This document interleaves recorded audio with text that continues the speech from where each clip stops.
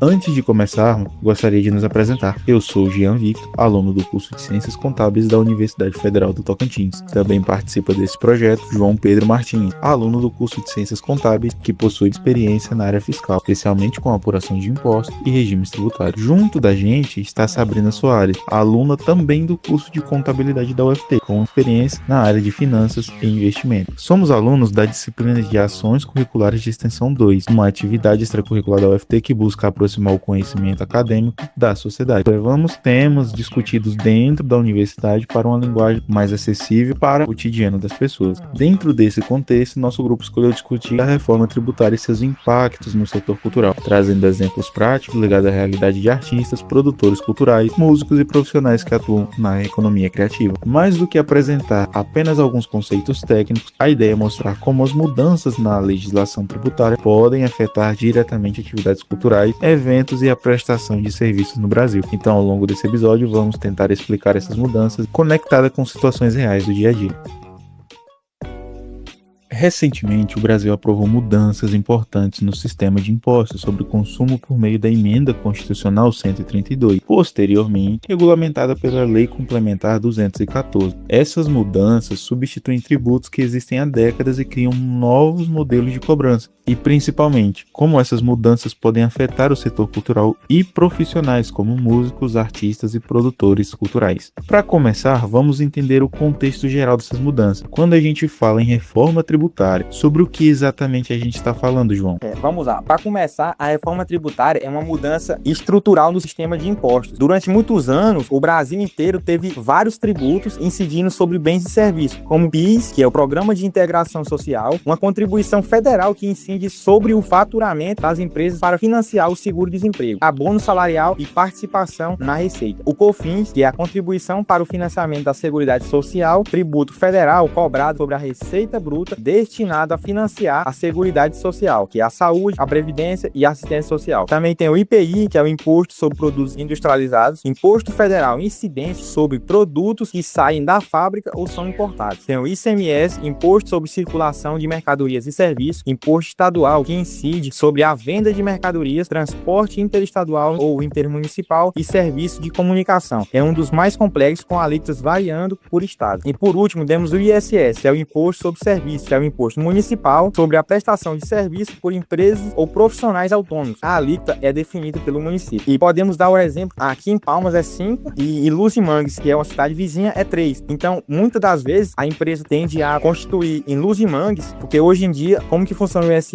Ele vai incidir aonde fica a empresa residente desse prestador do serviço. Então, é mais viável para a empresa, tributariamente, constituir em Luzimangues, que é aqui do lado, e prestar o serviço em Palmas, porque vai tributar com 3 alíquotas, do que constituir em Palmas, que vai ser tributado em 5. Então, ali, se o artista ele fosse abrir o seu CNPJ, seria mais interessante constituir a abertura da sua empresa ali, né, da sua pessoa jurídica em Luzimangues, então, do que Palmas, por conta dessa diferença de porcentagem na alíquota cobrada entre Palmas e Luzimangues. Seria isso? Isso, constituir a empresa em Luzimangues, hoje no atual cenário que temos a tributação brasileira. E, João, qual vão ser esses novos tributos? Esses novos tributos vão ser CBS e o IBS, né? O CBS, que é um imposto federal, substituindo o PIS, a COFINS e o IPI, e o IBS, que vai ser compartilhado entre estados e municípios, e vai substituir o ICMS e o ISS. A ideia é que esses novos tributos tenham regras mais uniformes, facilitando o entendimento e reduzindo a burocracia para contribuintes, uma forma de simplificar o sistema tributário brasileiro. E, de fato, a gente tem que ter até um certo cuidado na hora de realizar a apuração desses impostos, pois são muitos, são ao todo 5 atualmente, e que bom que vão estar sendo reduzidos a 2, porque daí vai simplificar para quem trabalha com a apuração dos impostos, facilitando ali, inclusive evitando dores de cabeças futuras. É isso mesmo. Outra mudança importante que a gente ouve falar bastante, que envolve o local onde o imposto ele vai ser cobrado. Você trouxe pra gente o exemplo de Luzimangues. Teria como você trazer um exemplo mais detalhado pra gente? Claro. Primeiro, a gente tem que entender como que funciona hoje, correto? Por exemplo, um prestador de serviço de cultura que reside em Palmas e presta um serviço em Luzimangues, ele vai pagar a alíquota 5 porque ele reside em Palmas, né? O CNPJ constituído em Palmas. Dessa forma, não é viável para ele, porque a alíquota em Palmas é maior do que Luz e Mangue. De certa forma, é melhor emitir a nota em Luz e Mangues, pagando 3 a alíquota, né? Aí, com isso, gera uma concorrência desleal, de certa forma, porque a pessoa, mesmo morando em Palmas, arruma um jeito de ser tributada de acordo com Luz e Mangue, porque é menor. Com a reforma, isso muda, né? Porque não vai ser pagar para onde você reside, aonde a empresa foi constituída, né? Aonde o prestador de serviço, ele mora. Após a reforma, isso muda. Aí, o que vai acontecer? Ele vai morar em Palmas, que a alíquota vai ser tudo igual, então não vai fazer diferença após a reforma. Mas, mesmo assim, o ISS vai ser cobrado aonde a prestação de serviço é efetuada, aonde o serviço é consumido, né? De certa forma. É interessante até para os artistas, né? Que eles fazem turnê pelo país, passando por diversos municípios,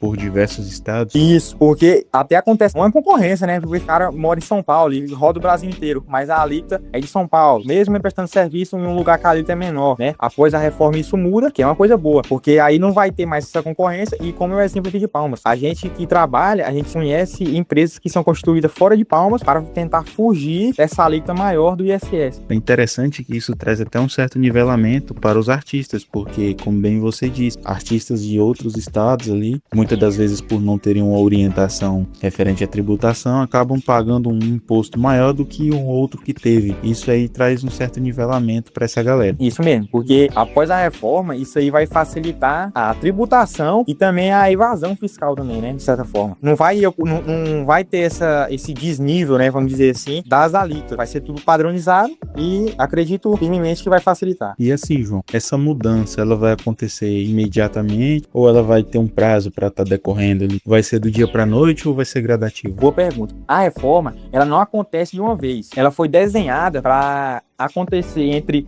2026 e 2033, justamente para evitar impactos bruscos nas empresas, nos preços e na arrecadação, principalmente. Aí vamos lá para a linha temporal, né? Em 2026 começa a fase de testes. CBS e IBS começam a ser cobrados, mas com alíquotas simbólicas. A ideia é testar o sistema sem aumentar a carga tributária. Ao mesmo tempo, as empresas continuam pagando os tributos antigos normalmente. Isso a gente está observando agora, né? 2026. E quando você vai emitir uma nota no Web ISS, que é o portal que a Prefeitura de Palmas usa, já tem lá os campos do IBS. É verdade, algumas notas fiscais você já consegue observar esse detalhe lá destacado no rodapé da nota fiscal. No portal da Prefeitura, quando você consulta, já aparece a alíquota destacada da IBS e da CBS. Também já tem os códigos, né? Óbvio que hoje em dia não está sendo cobrado ainda, mas os campos, os códigos do serviço já estão tudo lá, como se fossem os quinais, né? Já estão lá na nota e você pode emitir uma nota com essas informações. Eles criaram isso nesse primeiro ano para facilitar a integração do contribuinte com a reforma tributária. Avançando no tempo, de 2027 a 28, começa a substituição federal, né? Que é a CBS. Ela entra de fato no lugar de PIS e COFINS, ou seja, esses dois tributos deixam de existir e são substituídos pelo novo modelo. Então, a partir de 2027 e 28, né? Entre esses 2 anos, vai haver a extinção dos tributos federais, PIS, COFINS e IPI. Aí, de 2029 a 32, então é daqui 3 anos, ocorre a transição dos estados e municípios, que vai ser o IBS, né? É a parte mais longa da reforma tributária, que o IBS vai substituindo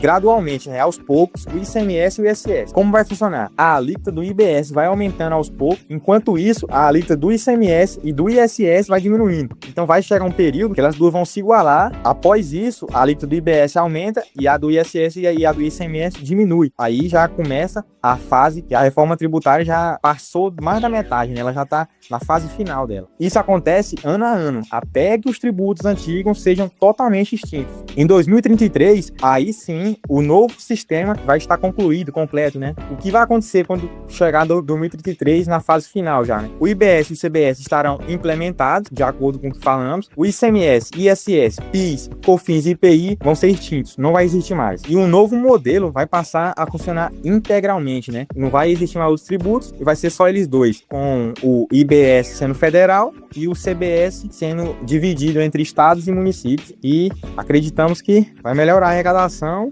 e facilitar a contribuição, né, até uma forma de simplificar, né? Porque assim, o sistema tributário atual, como você já havia dito, bastante complexo. Até mesmo para o pessoal que trabalha na área, já vai ficar um tanto quanto mais simples para estar trabalhando em cima desses impostos, para poder estar apurando esses impostos e também a formalização dos profissionais artísticos, porque é bastante comum você encontrar esse pessoal na informalidade. Não, concordo. E hoje em dia também a facilidade, a divulgação de informação cresce muito também, né? E agora trazendo uma experiência do dia a dia, que é o seguinte, né? Vamos trazer o exemplo do ISS, que é o imposto mais comum entre os artistas, né? Que hoje em dia, quando o contribuinte ultrapassa os 180 mil de faturamento nos últimos 12 meses, a alíquota muda do ISS. Ela não é mais uma alíquota fixa, né? Porque até 180 mil, ela é fixa. Passou disso, ela muda. E isso até é um problema que atrapalha a arrecadação dos municípios. Porque se a pessoa não estiver atenta e não tiver uma fiscalização mais em cima ali,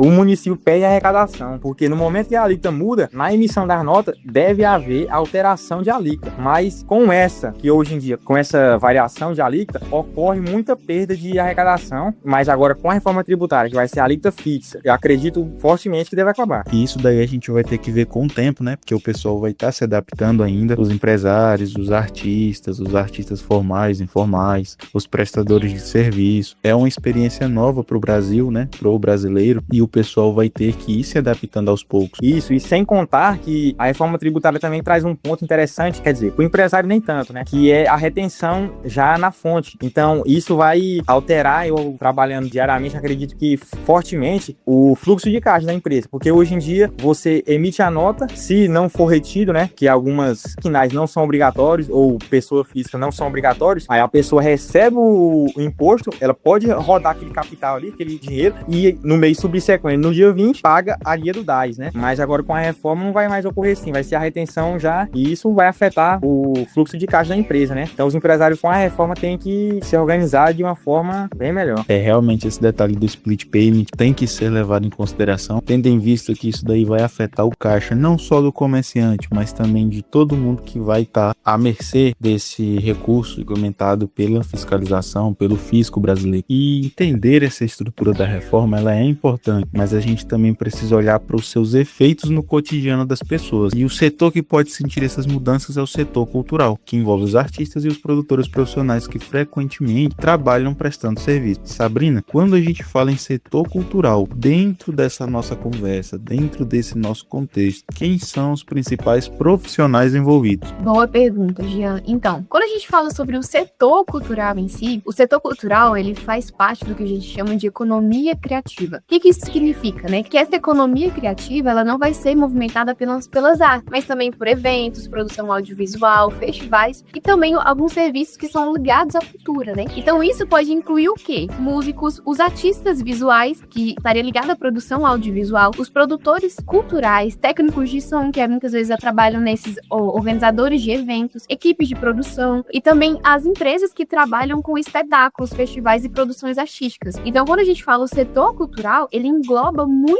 mais do que apenas música, né? Ou cultura, como a gente acha que seria essa nomenclatura, né? Então, muitos desses profissionais, eles trabalham como prestadores de serviço. Então, assim, o setor cultural, ele engloba tudo isso. Podemos trazer, assim, como exemplo, Palmas, né? Que a gente vê bastante shows acontecendo. E, assim, dentro dessa reforma tributária, qual é o principal ponto que esses profissionais, eles precisam estar entendendo? Então, assim, eu vou até pegar o gancho, que agora em agosto a gente vai ter um evento do Henrique e Juliano, né? Que são cantores famosos. E o que isso tem a ver com a reforma tributária e, principalmente, o setor cultural? Quando a gente tem um evento tão grande, a gente tem muitos prestadores de serviços que estão empenhados em fazer com que aquele evento venha acontecer. Então, assim, o que esses profissionais atualmente eles precisam entender? Muitos desses profissionais que atuam nesses eventos, eles prestam serviço ou são microempreendedores. E eles dependem, por exemplo, da emissão da nota fiscal para receber pela apresentação ao show. E isso estaria muito ligado também com a fiscalização. E com a reforma tributária, eles precisam compreender que vai ter essa mudança para eles entenderem como que vai ser ser a nova forma de tributação. Por que eu falo isso? Porque atualmente, com a reforma tributária, IBS, que vai substituir alguns impostos, e eles vão ser aplicados em praticamente todas as prestações de serviços. Então, assim, com tudo isso, esses profissionais, eles precisam entender de que forma a emissão da nota fiscal, que é vinculada realmente ao serviço que vai ser prestado, e essa substituição desses impostos, como que vai ser tudo isso, para eles saberem como que vai ser agora essa nova emissão da nota fiscal, como que vai ficar a tributação deles, mesmo eles sendo microempreendedores. E como que isso pode aparecer na prática para um artista ou para um produtor cultural? Conta pra gente. Então, como que poderia aparecer, né? O que acontece atualmente? Os músicos, eles realizam apresentações em diferentes cidades, e muitas vezes, para eles receberem pelo serviço que ele foi prestado, que venha a ser a apresentação em um bar, que venha a ser a apresentação de um show, eles têm que emitirem uma nota fiscal pelo serviço que eles estão prestando, que é a música. Então, esse serviço, ele vai estar inserido dentro de uma fiscalização, onde, dependendo do serviço onde ele está sendo prestado, muda a alíquota atualmente. Mas, com a reforma tributária, o imposto sobre esse serviço, eles vão passar a integrar o IBS, que vão seguir regras que vão ser nacionais. Então, essa alíquota, ela vai ser o resultado da soma da parcela do Estado e do município do destino da operação, e não mais aonde o serviço estava sendo prestado. Um outro exemplo interessante seriam os circos, né? Os circos itinerantes, que eles funcionam basicamente como empresas de evento. Eles se deslocam bastante entre os municípios. Mesmo que eles tenham um sistema híbrido com venda de alimentos, produtos ali, eles são tecnicamente prestadores de serviços culturais, já que a principal atividade deles é o espetáculo lá no picadeiro, né? A gestão financeira no sistema atual, ela é muito complexa, porque ela envolve custos com deslocamento, montagem de estrutura, equipe, além de despesas com energia e outras coisas, além da manutenção dos equipamentos. Como o circo ele muda com muita frequência de um município para o outro, a receita também vai acabar variando, e isso aí é um pouco complexo de se estar contabilizando. No modelo atual, né, cada cidade tem a sua regra, e o circo ele tem que estar se adaptando toda vez que ele muda de município. Já com a reforma, o IBS ele vai seguir uma regra, como você comentou, uma regra nacional, padronizada, vai deixar o circo com um sistema ali mais simples para eles poderem estar operando, e o contador também vai estar tendo uma certa facilidade, ele não vai ter que ficar cuidando somente ali daquelas regras de município, de estado, ele já vai ter um sistema padronizado, o serviço dele vai ficar ali um pouco mais simples, digamos, ali de se fazer, e ele vai estar podendo dar outros serviços contábeis para esse cliente, como uma assessoria, uma consultoria, um planejamento orçamentário e assim por diante. Eu queria falar que isso que você estava mencionando sobre a questão do circo, né? Atualmente, né, pelo menos é o que está previsto na reforma, é que o sistema ele vai se tornar mais previsível, né? Principalmente para os trabalhadores que eles trabalham em diversos lugares, em diferentes municípios e estados. E a reforma tem uma previsão de uma redução de até 60% dessas novas alíquotas que seriam criadas, né? Mas para as quais atividades? Para essas próprias atividades culturais. Então, para shows musicais, peças de teatros, exposições e também até produções audiovisuais. E isso é um ponto muito positivo, porque isso pode até colaborar para que a gente possa ter mais eventos culturais aqui no nosso estado até. No Tocantins e também no Brasil como um todo, né? Porque hoje a gente tem vários impostos que são incididos em diferentes etapas de produção quando a gente vai fazer um festival cultural, por exemplo. Então, com esse novo sistema que a gente vai ter, vai evitar que a gente tenha uma cobrança repetida desses tributos. Então, ele vai permitir que o tributo pago venha a ser pago em apenas uma etapa para que sejam compensados nas seguintes. Então, isso pode até auxiliar nessa própria redução, que é o que a gente prevê de 60%. Isso vai ser um ponto muito positivo para o nosso setor cultural. É a não cumulatividade que a gente sempre ouve falar bastante quando o assunto é a reforma. É a simplificação do sistema e também a não cumulatividade dos impostos, que é o que a gente sofre bastante com o sistema tributário atual. Para finalizar, Sabrina, acompanhar essas mudanças é importante para quem trabalha com a cultura ou só os contadores que precisam estar a par dessas novas mudanças? Então, na verdade, não pode ser só os contadores, né? A gente vai ter uma reforma na nossa tributação que já não acontece há muitos anos e muitas décadas. Então, é muito interessante que o microempreendedor, ele possa acompanhar essas mudanças ainda na fase de implementação, porque a gente vai ter um período para que tenha transição, para depois a gente ter a consolidação, que só vai ser completa a partir de 2033. Então, é interessante, sim, que esses profissionais do setor cultural, eles venham acompanhar essas regulamentações e eles também venham acompanhar as orientações contábeis, porque nós somos profissionais da contabilidade, o nosso foco é realmente nos prepararmos para as mudanças e orientarmos também essas pessoas pessoas, para que todos fiquem a par do que está acontecendo com essa nova tributação do consumo aqui no Brasil. Realmente, e assim, chegamos ao final do nosso podcast. Esperamos que essa conversa ela tenha ajudado a tornar a reforma tributária um pouco mais compreensível, principalmente em relação aos impactos que essas mudanças elas podem gerar no setor cultural e nas prestações de serviço. Agradecemos ao FT e ao professor André e à disciplina de ações curriculares pela oportunidade de desenvolver esse trabalho e aproximar os temas acadêmicos da comunidade de forma mais acessível. Também agradecemos a todos que acompanharam esse episódio até aqui. Muito obrigado pela audiência e até uma próxima.